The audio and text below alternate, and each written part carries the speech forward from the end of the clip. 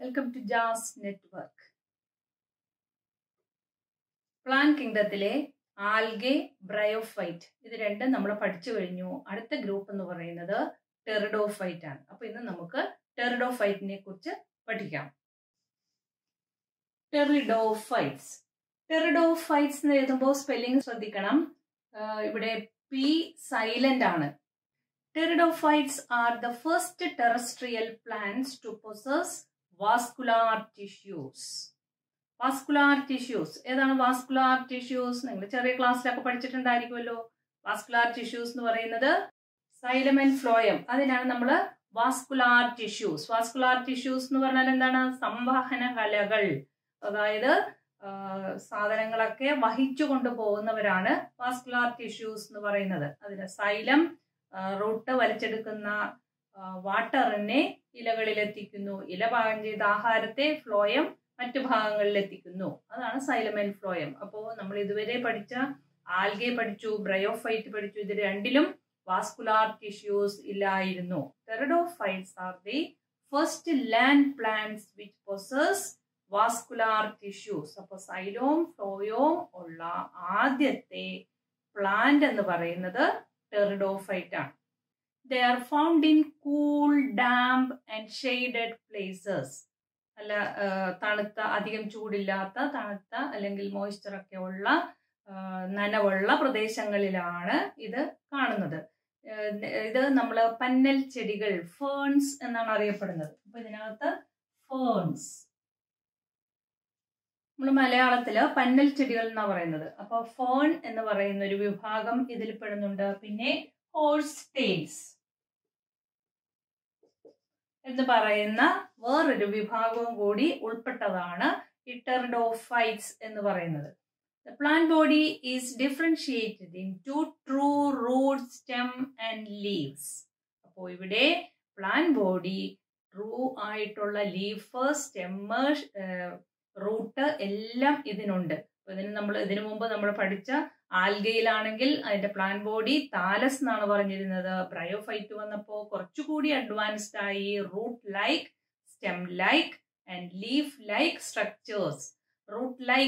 Root പോലെ തോന്നിക്കുന്ന റൂട്ടല്ല. കാരണം റൂട്ട് എന്ന് പറയണമെങ്കിൽ അതിനൊരു പ്രത്യേക സ്ട്രക്ചർ ഉണ്ട്, ലീഫിനൊരു പ്രത്യേക സ്ട്രക്ചർ ഉണ്ട്. അപ്പോ ഇന്റേണൽ സ്ട്രക്ചർ പുറമേ നമുക്ക് തോന്നിച്ചാൽ പോരാ, അതിന്റെ അനാട്ടമി, അതിന്റെ ഇന്റേണൽ സ്ട്രക്ചർ കൂടി ഒരേപോലെ വന്നാലേ അതിന് നമുക്ക് റൂട്ട്, സ്റ്റെം എന്നൊക്കെ വിളിക്കാൻ പറ്റുള്ളൂ. അപ്പൊ അങ്ങനെ ഇല്ലാത്തത് കൊണ്ട് അത് റൂട്ട് പോലെ തോന്നിക്കുന്നു, സ്റ്റെം പോലെ തോന്നിക്കുന്നു. അങ്ങനെയുള്ള സ്ട്രക്ചേഴ്സ് ആയിരുന്നു ബ്രയോഫൈറ്റിലുള്ളത്. അപ്പൊ ഇവിടെ കൃത്യമായിട്ട് അല്ലെങ്കിൽ ട്രൂ ആയിട്ടുള്ള ലീഫ്, റൂട്ട്, സ്റ്റെം ഇതെല്ലാം ടെറിഡോഫൈറ്റിനുണ്ട്. ഇതിന്റെ സ്റ്റെമ്മ് കുറച്ച് ഷോർട്ട് ആയിട്ടുള്ള സ്റ്റെമ്മാണ്. സോയിലിനോട് ചേർന്ന് നിൽക്കുന്ന ഷോർട്ട് സ്റ്റെം ആയിരിക്കും ഇതിനുള്ളത്. ആ ഷോർട്ട് സ്റ്റെമ്മിൽ നിന്ന് ആണ് ഇതിന്റെ ലീഫ് ഇങ്ങനെ വരുന്നത്.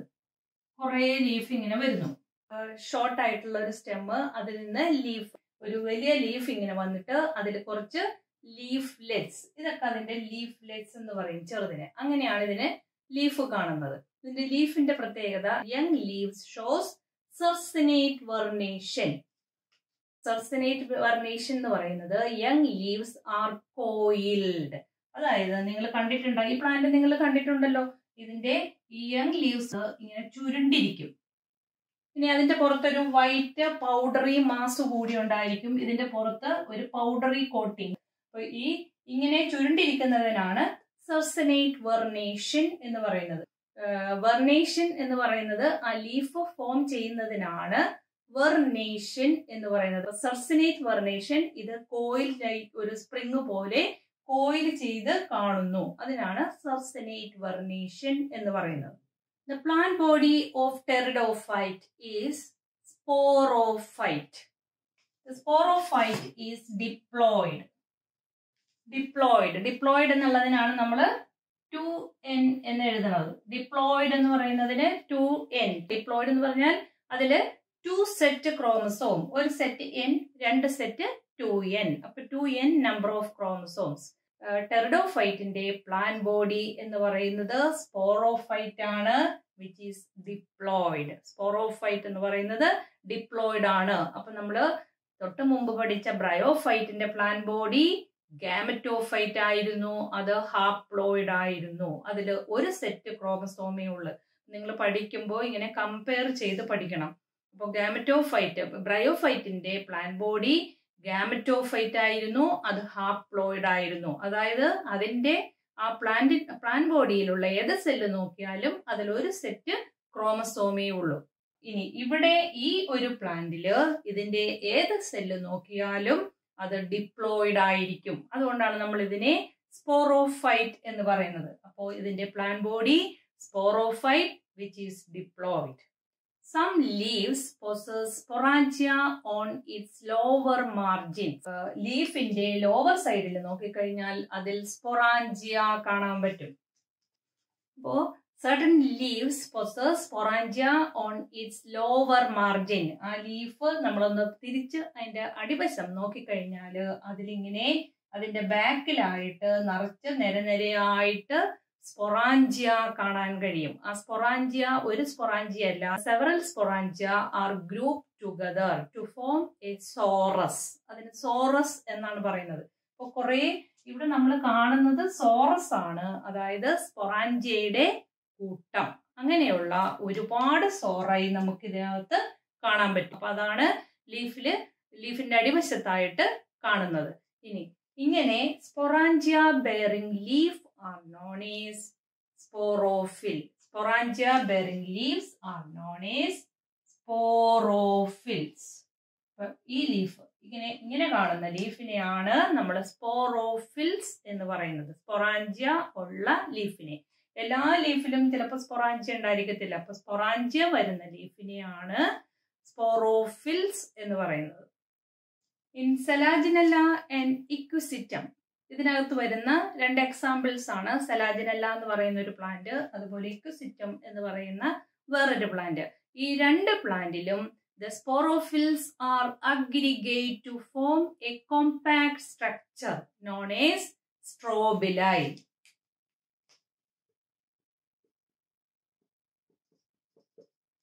Strobili or cones. So in Selaginella and Equisetum, the sporophylls aggregate to form a compact structure known as strobili or cones. So sporophyll എന്ന് പറഞ്ഞാൽ എന്താണ്? Sporangia bearing leaf is known as sporophyll. ഇതാണ് sporophyll എന്ന് പറയുന്നത്. ഇതുപോലെ sporangia ഉള്ള ലീഫിനെയാണ് നമ്മൾ sporophyll എന്ന് പറയുന്നത്. ഇനി ഇങ്ങനെയുള്ള ഈ സ്പോറോഫിൽസ് എല്ലാം കൂടി അഗ്രിഗേറ്റ് ചെയ്യുന്നു. അഗ്രിഗേറ്റ് ചെയ്ത് അതെല്ലാം കൂടി ഒരു ലീഫിന്റെ ടിപ്പ് ഭാഗത്ത്, അതായത് ഇതെല്ലാം കൂടി ചേർന്നിട്ട് ടിപ്പ് ഭാഗത്ത് വന്ന് കാണും. ഈ ടിപ്പ് ഭാഗത്തായിരിക്കും ഇതെല്ലാം കൂടി അടുപ്പിച്ചു വരുന്നു.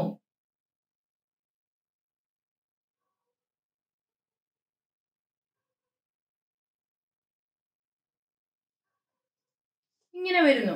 അതായത് ഈ ഭാഗത്തൊന്നും ഈ സ്പോറ് അല്ലെങ്കിൽ സ്പൊറാഞ്ചിയം ഈ ഭാഗത്തൊന്നും ഉണ്ടാകുന്നില്ല.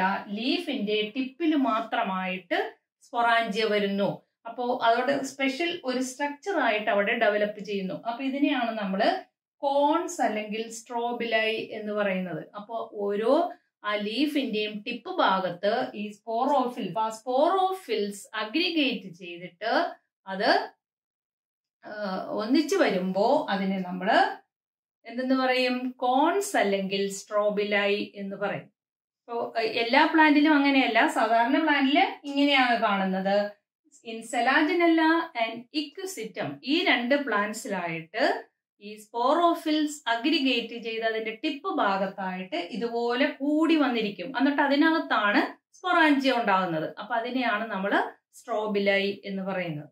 ഇനി പ്ലാന്റ് ബോഡി സ്പോറോഫൈറ്റ് ആണ്, ഡിപ്ലോയിഡ് ആണെന്ന് പറഞ്ഞു. അപ്പോ ഇതിനകത്ത് ഈ ഓരോന്നും ഇതിനകത്ത് കുറെ സ്പൊറാഞ്ചിയ, ഇവിടെ ഓരോന്നിന്റെയും അകത്ത് കുറെ സ്പൊറാഞ്ചിയ ഇങ്ങനെ ഉണ്ടായിരിപ്പുണ്ട്. ഇതിനകത്ത് കുറെ സ്പൊറാഞ്ചിയ ഉണ്ട്. ഈ സ്പൊറാഞ്ചിയത്തിനകത്ത് ഓരോ സ്പൊറാഞ്ചിയത്തിനകത്തും ദ സ്പോർ മദർ സെൽ, ഓരോന്നിലും കുറെ സെല്ലുണ്ടാകും. അതിന് പിന്നീട് അത് സ്പോർ മദർ സെൽ ആവുന്നു. Spore mother cell is diploid. Spore mother, ഇതിനകത്തുള്ള എല്ലാ സെല്ലും ഡിപ്ലോയിഡ് ആണ്. അപ്പോൾ സ്പോർ മദർ സെല്ലും ഡിപ്ലോയിഡ് ആണ്. The spore mother cell undergoes meiotic division or reduction division.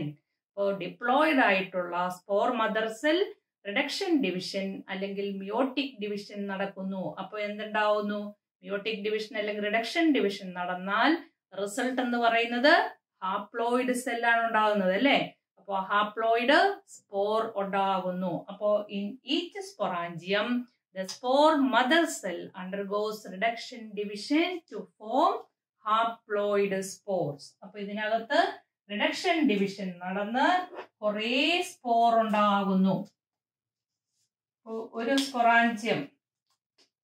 Sporangium അതിനകത്ത് കുറേ സെൽ ഉണ്ടാകുന്നു. ഈ സെൽസ് എല്ലാം തന്നെ അണ്ടർഗോസ് റിഡക്ഷൻ ഡിവിഷൻ. ഇതെല്ലാം ഡിപ്ലോയിഡ് സെല്ലാണ്. 2n നമ്പർ, അതാണ് ഡിപ്ലോയിഡ് എന്ന് പറയുന്നത്. ആ ഓരോ സെല്ലും മിയോട്ടിക് ഡിവിഷന് വിധേയമാകുന്നു. ഒരു സെല്ല് മിയോട്ടിക് ഡിവിഷൻ നടന്നാൽ എത്ര എണ്ണമാകും? 4 എണ്ണമായിട്ട് മാറുന്നു. അപ്പൊ ഓരോന്നും 4 സ്പോർ വീതമായിട്ട് മാറുന്നു. അപ്പൊ ഇതിനകത്ത് ന്യൂമറസ് ഒരുപാട് spore ഇതിനകത്തുണ്ടാകുന്നു. Spore എങ്ങനെയുള്ളതാണ്? Haploid reduction division അല്ലെങ്കിൽ മിയോട്ടിക് ഡിവിഷൻ നടന്നുണ്ടാകുന്നത് ഹാപ്ലോയിഡ് ആണ്. അപ്പൊ ഈ സ്പൊറാഞ്ചിയത്തിനകത്തുള്ള ഓരോ സെല്ലും 4 സ്പോർ ആയിട്ട് മാറുന്നു. ഓരോന്നും 4 വീതം. അപ്പൊ ഇതിനകത്ത് ന്യൂമറസ് സ്പോർസ് ഉണ്ടാകുന്നു. മെച്ചുർ ആയി കഴിയുമ്പോൾ ഈ സ്പൊറാഞ്ചിയത്തിന്റെ വോള് ബ്രേക്ക് ചെയ്ത് സ്പോർസ് ലിബറേറ്റ് ചെയ്യുന്നു. അപ്പൊ സ്പോർസ് ഹാപ്ലോയിഡ് ആണ്. ആ ഹാപ്ലോയിഡ് സ്പോർസ് ലിബറേറ്റ് ചെയ്യുന്നു. മനസ്സിലായോ അവിടം വരെ? അപ്പൊ സ്പോർസ് ലിബറേറ്റ് ചെയ്യുന്നു. ഈ ലിബറേറ്റ് ചെയ്ത spores germinate to form a free living heart shaped multicellular gametophyte.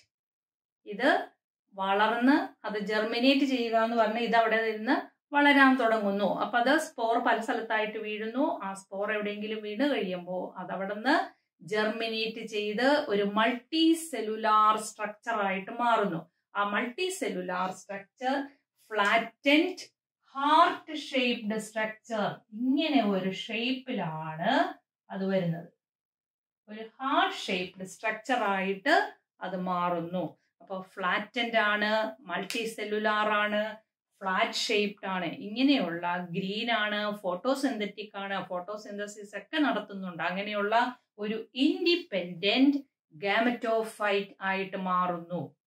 അപ്പോ ഇതിൽ നിന്ന് വന്നിട്ടുള്ള സ്പോറ് വീണ് ഉണ്ടായതാണ് ഇത്. പക്ഷെ ഈ ഒരു ഇതുമായിട്ട് അതിന് ബന്ധമൊന്നുമില്ല. അതാണ് ഇൻഡിപെൻഡന്റ് എന്ന് പറഞ്ഞത്. നമ്മൾ ബ്രയോഫൈറ്റ് പഠിച്ചപ്പോൾ ബ്രയോഫൈറ്റിന്റെ പ്ലാൻ ബോഡി ഗാമറ്റോഫൈറ്റ് ആയിരുന്നു. ആ ഗാമറ്റോഫൈറ്റില് ഗമേറ്റ് ഫ്യൂസ് ചെയ്ത് സൈഗോട്ട് ഉണ്ടായി. ആ സൈഗോട്ട് ജെർമിനേറ്റ് ചെയ്തൊരു സ്പോറോഫൈറ്റ് അവിടെ ഉണ്ടായപ്പോ അത് ആ പ്ലാൻ ബോഡിയിൽ തന്നെ അറ്റാച്ച് ചെയ്താണ് വന്നത് അല്ലെ?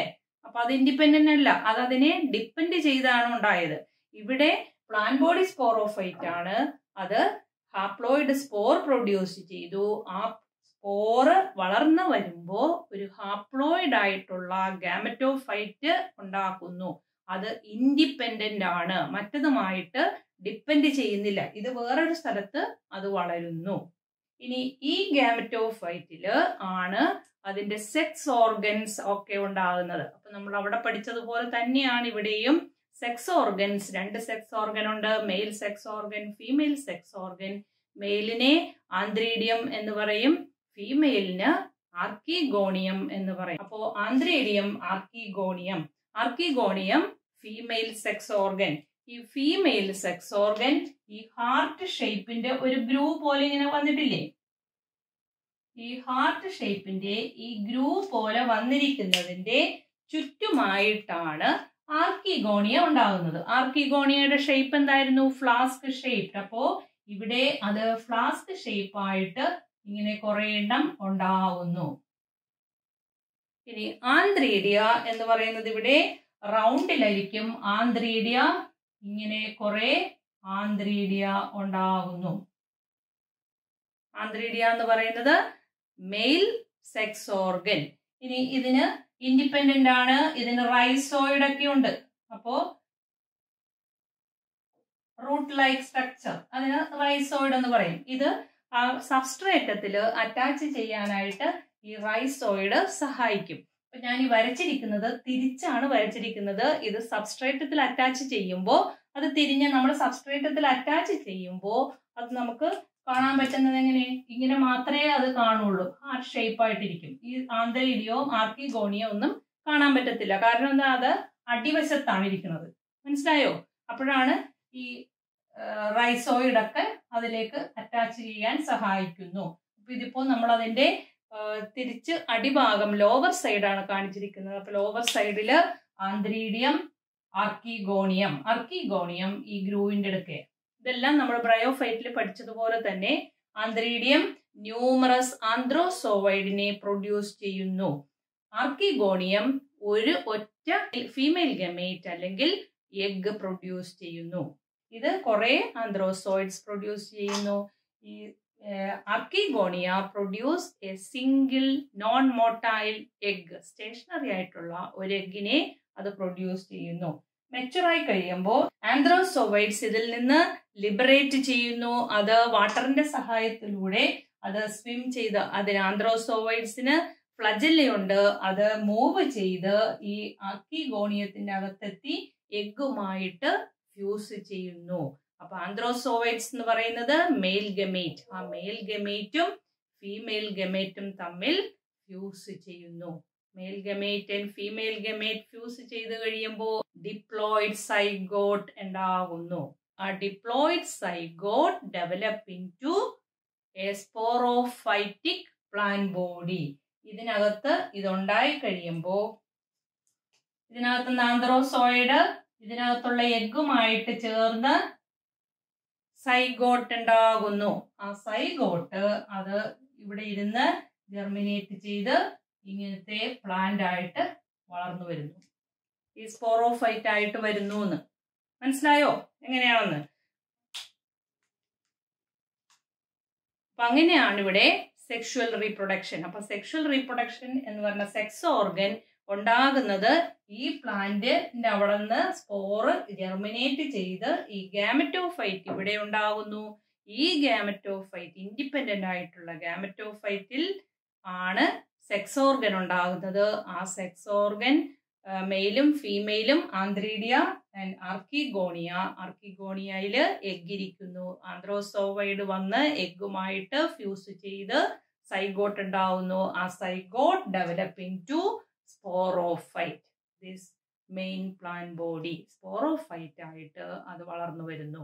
ഈ ഗാമറ്റോഫൈറ്റിന് ഒരു പേര് പറയും. അതിന്റെ പേരാണ് പ്രോതാലസ്. പ്രോതാലസ് എന്നാണ് ഈ ഹാർട്ട് ഷേപ്പ് ആയിട്ടുള്ള ഈ ഗാമറ്റോഫൈറ്റിന് പറയുന്നത് prothallus. In majority of pteridophytes, all the spores are of similar kind. അപ്പോൾ സാധാരണഗതിയിൽ ടെറിഡോഫൈറ്റില് എല്ലാ പ്ലാന്റിലും തന്നെ സ്പോർസ് എല്ലാം ഒരേപോലത്തെ സ്പോർസ് ആണ് അത് പ്രൊഡ്യൂസ് ചെയ്യുന്നത്. That condition is known as homosporous. ഒരേപോലത്തെ സ്പോർ പ്രൊഡ്യൂസ് ചെയ്യുന്നതിന് ഹോമോസ്പോറസ് എന്ന് പറയും. ബട്ട് ഇൻ സെലാജിനെല്ല, നേരത്തെ നമ്മൾ പറഞ്ഞൊരു എക്സാമ്പിൾ ആണ് സെലാജിനെല്ല, എക്സെപ്ഷൻ പറഞ്ഞതാണ്. അപ്പൊ ഇവിടെയും ഇൻ സെലാജിനെല്ല ആൻഡ് സാൽവീനിയ എന്ന് പറയുന്നത് ആഫ്രിക്കൻ പായൽ നിങ്ങൾ കണ്ടിട്ടുണ്ടാവും അല്ലെ? ആഫ്രിക്കൻ പായൽ എന്ന് പറയുന്നത് അതാണ് സാൽവീനിയ. അത് ടെറിഡോഫൈറ്റിലുള്ളതാണ് സാൽവീനിയ എന്ന് പറയുന്നത്. അപ്പോ സെലാജിനെല്ല and സാൽവീനിയ, there are two different types of spores. സെലാജിനെല്ലയും സാൽവീനിയയും produce ചെയ്യുന്നത് രണ്ട് വ്യത്യസ്ത തരത്തിലുള്ള സ്പോർ പ്രൊഡ്യൂസ് ചെയ്യുന്നു. അതായത് ഒരെണ്ണം ചെറിയ സ്പോർ ആയിരിക്കും, അതിനെ മൈക്രോസ്പോർ എന്ന് പറയും. ചെറുതിനെ മൈക്രോസ്പോർ, വലുതിനെ മാക്രോസ്പോർ. ഇങ്ങനെ രണ്ട് ഡിഫറെന്റ് ടൈപ്പിലുള്ള സ്പോർസ് പ്രൊഡ്യൂസ് ചെയ്യുന്നു. Salvinia and Selaginella produce two different kinds of spores. So they are known as heterosporous. Heterosporous, ഈ പ്ലാന്റിനെ heterosporous എന്ന് പറയും. That condition is known as heterospory. അപ്പോൾ ഹെറ്ററോസ്പോറസ് എന്ന് പറഞ്ഞാൽ എന്താണ്? To different kinds of spores produce ചെയ്യുന്നു. Microspores and megaspores.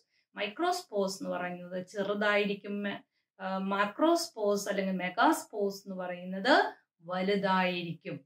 ഇനി microspore എന്ന് പറയുന്നത് മെയിൽ ആണ്, മാക്രോസ്പോർ എന്ന് പറയുന്നത് ഫീമെയിൽ ആയിരിക്കും. മാക്രോസ്പോർ അല്ലെങ്കിൽ മെഗാസ്പോർ എന്ന് പറയും. Microspores are formed inside the microsporangium. ഇവിടെ നമ്മൾ സ്പൊറാഞ്ചിയത്തിനകത്താണ് സ്പോർ ഉണ്ടാകുന്നത് എന്ന് പറഞ്ഞു. അപ്പോ ഈ സെലാജിനല്ല, സാൽവീനിയ, ഇതിനകത്തൊക്കെ 2 ടൈപ്പ് സ്പോർ പ്രൊഡ്യൂസ് ചെയ്യുന്നു. മനസ്സിലായോ? അപ്പൊ 2 ടൈപ്പ് സ്പൊറാഞ്ചിയം വരുന്നു. അപ്പൊ ഒന്ന് മെഗാസ്പൊറാഞ്ചിയം അല്ലെങ്കിൽ മാക്രോസ്പൊറാഞ്ചിയം, മറ്റൊന്ന് microsporangium. Microsporangium produce microspores, megasporangium produce megaspores. മനസ്സിലായ? ഇനി സ്പൊറാഞ്ചിയം എവിടെയാണ് ഇരിക്കുന്നത്? സ്പോറോഫിലിനകത്താണ്, സ്പോറോഫിലിന്റെ അടിയിലാണ് ഇരിക്കുന്നത് അല്ലെ? അപ്പോ മൈക്രോസ്പൊറാഞ്ചിയം പ്രൊഡ്യൂസ് ചെയ്യുന്ന ലീഫിനെ എന്ത് പേര് പറയും? Sporangium producing leaves R known as sporophyll എന്ന് നേരത്തെ പറഞ്ഞു തന്നില്ലേ? അപ്പൊ മൈക്രോസ്പോർ പ്രൊഡ്യൂസ് ചെയ്യുന്ന ലീഫ് മൈക്രോസ്പോറോഫിൽ, മെഗാസ്പോർ പ്രൊഡ്യൂസ് ചെയ്യുന്ന ലീഫ് മെഗാസ്പോറോഫിൽ. മനസ്സിലായോ? ഇനി അപ്പൊ മെഗാസ്പോറോഫിൽ, മൈക്രോസ്പോറോഫിൽ 2 തരം ഉണ്ടെന്ന് പറഞ്ഞു. ഇനി ഈ മെഗാസ്പോറോഫിൽ എല്ലാം കൂടി അഗ്രിഗേറ്റ് ചെയ്ത്, സ്പോറോഫിൽ അഗ്രിഗേറ്റ് ചെയ്ത് എന്തുണ്ടാകും? സ്പോറോഫിൽ അഗ്രിഗേറ്റ് ചെയ്ത് കോൺ അല്ലെങ്കിൽ സ്ട്രോബിലൈ ഉണ്ടാകുന്നു എന്ന് പറഞ്ഞു തന്നതാണ് അല്ലെ? അപ്പോ മെഗാസ്പോറോഫിൽ ആണ് അഗ്രിഗേറ്റ് ചെയ്യുന്നതെങ്കിൽ മെഗാ സ്ട്രോബിലൈ, അതായത് ഫീമെയിൽ കോൺ ഉണ്ടാകുന്നു. മെഗാ വരുന്നത് ലാർജ് ഒക്കെ ഫീമെയിലിനെ സൂചിപ്പിക്കുന്നതാണ്. അപ്പോ മെഗാസ്പോറോഫിൽ എന്ന് പറയുന്നത് ഫീമെയിൽ കോൺ. ഇനി മൈക്രോസ്പോറോഫിൽ, മൈക്രോസ്പൊറാഞ്ചിയം ഉണ്ടാകുന്ന സ്പോറോഫിൽസ് അഗ്രിഗേറ്റ് ചെയ്ത് കഴിയുമ്പോൾ അത് മൈക്രോസ്ട്രോബിലൈ അല്ലെങ്കിൽ മെയിൽ കോൺ. മനസ്സിലായ? അപ്പൊ ഫലത്തില് ഈ സെലാജിനല്ല, സാൽവീനിയ produce 2 different type of cones. Female cone, mail cone. Mail കോണില് മൈക്രോസ്പോറോഫിൽ ആണുള്ളത്, ഫീമെയിൽ കോണില് മെഗാസ്പോറോഫിൽ ആണുള്ളത്. മൈക്രോസ്പോറോഫിലിന്റെ അടിഭാഗത്ത് മൈക്രോസ്പൊറാഞ്ചിയം ഉണ്ടാകും. ആ മൈക്രോസ്പൊറാഞ്ചിയം മൈക്രോസ്പോർ പ്രൊഡ്യൂസ് ചെയ്യുന്നു. മെഗാസ്പോറോഫിലിന്റെ അടിഭാഗത്ത് മെഗാസ്പൊറാഞ്ചിയം ഉണ്ടാകും, അതിനകത്ത് മെഗാസ്പോർസ് ആണ് ഉണ്ടാകുന്നത്. ഈ സ്പോർസ് ജെർമിനേറ്റ് ചെയ്താണ് ഇതുണ്ടാകുന്നതെന്ന് നമ്മൾ പറഞ്ഞു. എന്ത്? ഗാമറ്റോഫൈറ്റ് ഉണ്ടാകുന്നു. അപ്പൊ ഇവിടെ 2 ടൈപ്പ് സ്പോർ ആണ് വരുന്നത്. അപ്പൊ 2 ടൈപ്പ് സ്പോർ വരുമ്പോ അത് 2 ടൈപ്പ് പ്രോതാലസ് ഉണ്ടാക്കുന്നു. ഇതിനെ പറയുന്ന പേര് പ്രോതാലസ് എന്നാണ്. ഈ ഗാമറ്റോഫൈറ്റിന് പറയുന്ന പേര് പ്രോതാലസ്. അപ്പൊ ഇവിടെ 2 ടൈപ്പ് പ്രോതാലസ് ഉണ്ടാക്കുന്നു. ഒന്ന് മെയിൽ ആയിട്ടുള്ളത്, ഒന്ന് ഫീമെയിൽ ആയിട്ടുള്ളത്. അപ്പൊ മൈക്രോസ്പോർ ജെർമിനേറ്റ് ചെയ്ത് മെയിൽ ഗാമറ്റോഫൈറ്റ് ആകുന്നു. മെഗാസ്പോർ ജെർമിനേറ്റ് ചെയ്ത് ഫീമെയിൽ ഗാമറ്റോഫൈറ്റ് ആകുന്നു. അപ്പൊ ഗാമറ്റോഫൈറ്റിന്, ഈ ഗാമറ്റോഫൈറ്റിന് ഒരു പേര് പറയും. അതിന്റെ പേരാണ് പ്രോതാലസ്. പ്രോതാലസ് എന്നാണ് ഈ ഹാർട്ട് ഷേപ്പ് ആയിട്ടുള്ള ഈ ഗാമറ്റോഫൈറ്റിന് പറയുന്നത് പ്രോതാലസ്. അപ്പൊ ഇവിടെ 2 തരം സ്പോർ വരുമ്പോ ആ സ്പോർ ജെർമിനേറ്റ് ചെയ്തിട്ട് 2 ഡിഫറെന്റ് ആയിട്ടുള്ള പ്രോതാലസ് ഉണ്ടാകും. ഒന്ന് മെയില്, ഒന്ന് ഫീമെയില്. മെയിലിനകത്ത് ആന്ത്രീഡിയം ഉണ്ടാകും, ഫീമെയിലിനകത്ത് ആർക്കിഗോണിയം ഉണ്ടാകും. മനസ്സിലായോ? ഇവിടെ ഇപ്പൊ നമ്മള് 2 കൂടി ഒരുമിച്ചല്ലേ ഉണ്ടാകുന്നത്. അപ്പൊ ഈ 2 പ്ലാന്റില്, സെലാജിനെല്ലയിലും സാൽവീനിയയിലും 2 ഡിഫറെന്റ് ടൈപ്പ് ഓഫ് സ്പോർ ഉണ്ടാകുന്നത് കൊണ്ട് ആ സ്പോർ ജെർമിനേറ്റ് ചെയ്ത് 2 പ്രോതാലസ് ഉണ്ടാകുന്നു. ഒന്ന് മെയിൽ ഗാമറ്റോഫൈറ്റ്, ഒന്ന് ഫീമെയിൽ ഗാമറ്റോഫൈറ്റ്. മനസ്സിലായോ? അപ്പൊ മെയിൽ ഗാമറ്റോഫൈറ്റ് എന്ന് പറയുമ്പോൾ ഈ ആന്ത്രീഡിയം മാത്രമേ ഉണ്ടാവുള്ളൂ, ആർക്കിഗോണിയ ഉണ്ടാവൂലെന്ന്. മനസ്സിലായോ? ഫീമെയിൽ ഗാമറ്റോഫൈറ്റില് ആർക്കിഗോണിയ ഉണ്ടാകും, ആന്ത്രീഡിയം ഉണ്ടാവില്ല. അപ്പൊ 2ഉം സെപ്പറേറ്റ് ആയിട്ടാണ് ഉണ്ടാകുന്നത്. എന്നിട്ട് പിന്നീട് ആന്ത്രോസോവൈഡ് അത് ആർക്കിഗോണിയയിലോട്ട് എത്തുന്നു, ഫ്യൂഷൻ നടക്കുന്നു, പുതിയ പ്ലാന്റ് ഉണ്ടായിട്ട് വരുന്നു. അപ്പോ ഇവിടെ ഇങ്ങനെ ഈ രണ്ട് പ്ലാന്റില് ഹെട്രോസ്പോറസ് കണ്ടീഷൻ, അതായത് formation of two different spores, അതിനാണ് ഹെട്രോസ്പോറസ് കണ്ടീഷൻ എന്ന് പറയുന്നത്. The development of zygote into embryo takes place within the female gametophyte. ഇവിടെ ഞാൻ പടം വരച്ചപ്പോൾ നേരത്തെ കാണിച്ചു, ഇതിനകത്ത് ഫ്യൂഷൻ നടന്ന് സൈഗോട്ട് ഉണ്ടാവുന്നു. ആ സൈഗോട്ട് ഉണ്ടായിട്ട് സൈഗോട്ട് ജെർമിനേറ്റ് ചെയ്യുന്നത് ഇവിടെ ഇരുന്നുകൊണ്ട് തന്നെ അത് ജെർമിനേറ്റ് ചെയ്യുന്നു. ഈ പ്ലാന്റ് ആയിട്ട് വരുമ്പോൾ അതിന്റെ സ്റ്റാർട്ടിങ് ഇതിനകത്ത് തന്നെ വെച്ചാണ് അത് ആരംഭിക്കുന്നത്. അപ്പോൾ the development of zygote into embryo, zygote പിന്നീട് എംബ്രിയോ ആകുന്നു, ആ എംബ്രിയോയാണ് ഇതായിട്ട് ഡെവലപ്പ് ചെയ്യുന്നത്. അപ്പോൾ development of zygote into embryo takes place in the female gametophyte. ഈ ഫീമെയിൽ ഗാമറ്റോഫൈറ്റിൽ വെച്ച് തന്നെ അത് സ്റ്റാർട്ട് ചെയ്യുന്നു. അതായത് ഈ സലാജിനല്ല അതിനകത്ത് രണ്ട് പ്ലാന്റ് ഉണ്ടാവുന്നു, രണ്ട് പ്രോതാരസ് ഉണ്ടാവുന്നു, ഒന്ന് ഫീമെയിലും ഒന്ന് മെയിലും. അപ്പൊ അതില് ആ ഫീമെയിൽ ഗാമറ്റോഫൈറ്റിൽ വെച്ച് തന്നെ അതിന്റെ zygote develop into embryo, embryo ആയിട്ട് മാറുന്ന പ്രോസസ് അവിടെ നടക്കുന്നു. This event is a precursor to seed habit. അപ്പോൾ സീഡ് ഹാബിറ്റ്, പിന്നീട് സീഡ് ഉണ്ടാകുന്നതിന്റെ ഒരു പ്രിക്കേഴ്സർ, ഒരു മുന്നോടിയായിട്ട് നമുക്ക് ഇതിനെ കണക്കാക്കാം. കാരണം നമ്മൾ ഇനി ഹയർ ഇതിലേക്ക് പോകുമ്പോൾ ആൻജിയോസ്പേം, ജിംനോസ്പേം ഒക്കെ പഠിക്കുമ്പോൾ ആ സീഡ് ഹാബിറ്റ്, സീഡ് ഉണ്ടാകുന്നത് ഇതുപോലെ ഗാമറ്റോഫൈറ്റിൻ വെച്ച് തന്നെ ആ സൈഗോട്ട് എംബ്രിയോ ആകുന്ന പ്രോസസ് അവിടെ നടക്കുന്നു. അപ്പോൾ അത് സീഡ് ഉണ്ടാകുന്നതിന്റെ ഒരു മുന്നോടിയായിട്ട് നമുക്ക് കണക്കാക്കാം. കാരണം ഇതിനകത്ത് സീഡ് ഇല്ല, മനസ്സിലായോ? ഇവിടെ സീഡ് ഒന്നുമില്ല, പക്ഷെ ഈ ഒരു പ്രോസസ് ഇതിനകത്ത് വെച്ച് തന്നെ നടക്കുന്നത് കൊണ്ട് അത് സീഡ് ഉണ്ടാകുന്നതിന്റെ ഒരു മുന്നോടിയായിട്ട് നമുക്ക് കണക്കാക്കാം. അതുകൊണ്ട് അതിന് എവല്യൂഷനുമായിട്ട് ബന്ധമുണ്ട്. Important step in evolution. അപ്പൊ എവല്യൂഷനുമായിട്ട് അതിന് ബന്ധമുണ്ട്. എവല്യൂഷനിലേക്കുള്ള ഒരു പടിയായിട്ട് നമുക്കതിനെ കണക്കാക്കാം. Pteridophytes R classified in to 4 groups: സൈലോപ്സിഡ, ലൈക്കോപ്സിഡ, സ്വീനോപ്സിഡ and ടീറോപ്സിഡ. എല്ലാത്തിന്റെയും അവസാനം സിഡ, എപ്സിഡ, PSIDA, സിഡ സിഡ എന്നെല്ലാത്തിലും ഉണ്ട്. സൈലോപ്സിഡ സ്പെല്ലിംഗ് നോക്ക്, സൈലോപ്സിഡ എന്ന് വായിക്കും, പി ഉണ്ട് അവിടെ, സൈലന്റ് ആണ് പി. സൈലോപ്സിഡ, അതിനകത്ത് സൈലോട്ടം എന്ന് പറയുന്ന ഒരു പ്ലാന്റ് ആണുള്ളത്. സൈലോട്ടം നിങ്ങൾക്ക് ഒരു എക്സാമ്പിൾ പഠിച്ചാൽ മതി. ഇനി ലൈക്കോപ്സിഡ, ലൈക്കോപ്സിഡയില് ലൈക്കോപോഡിയം എന്ന് പറയുന്ന ഒരു ഫേൺ ഉണ്ട്. സെലാജിനല്ല എന്ന് പറയുന്ന വേറൊരു ഫേൺ. സെലാജിനല്ല ഇപ്പൊ നമ്മൾ ഓൾറെഡി കേട്ട് കഴിഞ്ഞു അല്ലേ. ഇനി സ്വീനോപ്സിഡ, അതില് ഇക്വിസിറ്റം എന്ന് പറയുന്ന ഒരു പ്ലാന്റ് ആണുള്ളത്. ഇതിനെ നമ്മൾ ഹോഴ്സ് ടെയിൽ എന്ന് പറയുന്നത്, അതിന്റെ ലീഫും എല്ലാം കൂടി കണ്ടു കഴിഞ്ഞാൽ ഹോഴ്സിന്റെ ടെയിൽ പോലെ തോന്നിക്കുന്നത് കൊണ്ടാണ് അതിനെ അങ്ങനെ പറയുന്നത്. ഇനി ടീറോപ്സിഡ, അതില് ടെറിസ്, ടീറോപ്സിഡയുടെ സ്പെല്ലിങ്ങും പി സൈലന്റ് ആണ്. ടീറോപ്സിഡ, അതില് ടെറിസ് എന്ന് പറയുന്ന ഒരു പ്ലാന്റ്, അതിന്റെ പുറത്ത് പി ഉണ്ട്, കണ്ടല്ല, പി, ടെറിസ്. ഡ്രയോപ്ടെറിസ്, അഡിയാൻഡം, ഇത്രയും പ്ലാന്റ്സ് ആണ് ഇതിനകത്തുള്ളത്. അപ്പോൾ ഇത്രയും ആയിട്ട് തിരിച്ചിട്ടുണ്ട്. നമുക്ക് ഈ ഗ്രൂപ്പിനെ കുറിച്ച് ഇതിന്റെ ക്ലാസ്സസ് നമുക്ക് ഡീറ്റെയിൽ പഠിക്കാനില്ല. ഈ ക്ലാസിഫിക്കേഷനും അതിന്റെ എക്സാമ്പിളും മാത്രം അറിഞ്ഞിരുന്നാൽ മതി. അപ്പോൾ സൈലോട്ടം, സൈലോപ്സിഡ, ലൈക്കോപ്സിഡ, സ്വീനോപ്സിഡ, ടീറോപ്സിഡ. ടെറിഡോഫൈറ്റിൽ അധികം എക്കണോമിക് ഇമ്പോർട്ടൻസ് ഒന്നുമില്ല. ഇതിനകത്ത് പല പ്ലാന്റ്സും നമ്മൾ ഓർണമെന്റൽ ആയിട്ട് ഉപയോഗിക്കാറുണ്ട്. ഇതെല്ലാം ഇങ്ങനെ ചട്ടിയിൽ വെച്ച് നല്ല ഭംഗിയായിട്ട്, അതാണ് ഓർണമെന്റൽ, നമ്മൾ പൂച്ചട്ടിയിൽ വെക്കാനായിട്ട് ഉപയോഗിക്കാറുണ്ട്. അതാണ് ഓർണമെന്റൽ പ്ലാന്റ്സ് എന്ന് പറയുന്നത്. അപ്പോൾ ക്ലാസ് നിങ്ങൾക്ക് ഇഷ്ടപ്പെട്ടിട്ടുണ്ടാകും എന്ന് കരുതുന്നു. ലൈക്ക് ചെയ്യാനും ഷെയർ ചെയ്യാനും മറക്കരുത്. സബ്സ്ക്രൈബ് ചെയ്യാത്തവരുണ്ടെങ്കിൽ സബ്സ്ക്രൈബ് ചെയ്യണം. താങ്ക്